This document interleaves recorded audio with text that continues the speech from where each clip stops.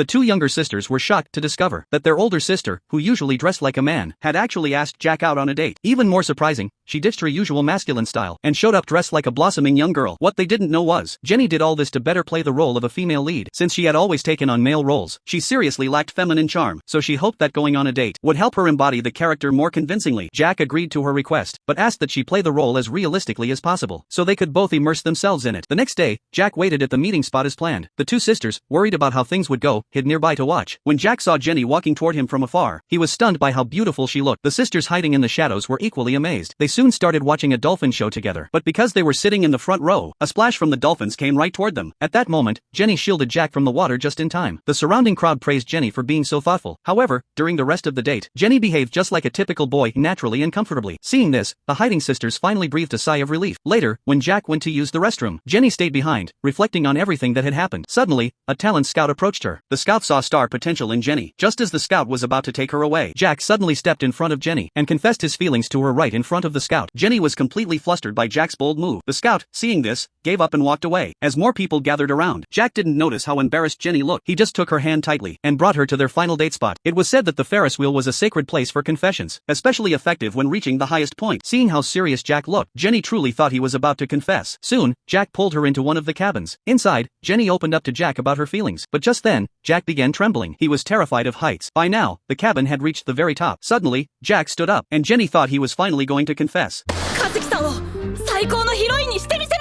She froze on the spot. Even though that moment passed without a confession, Jenny still felt it was a perfect date.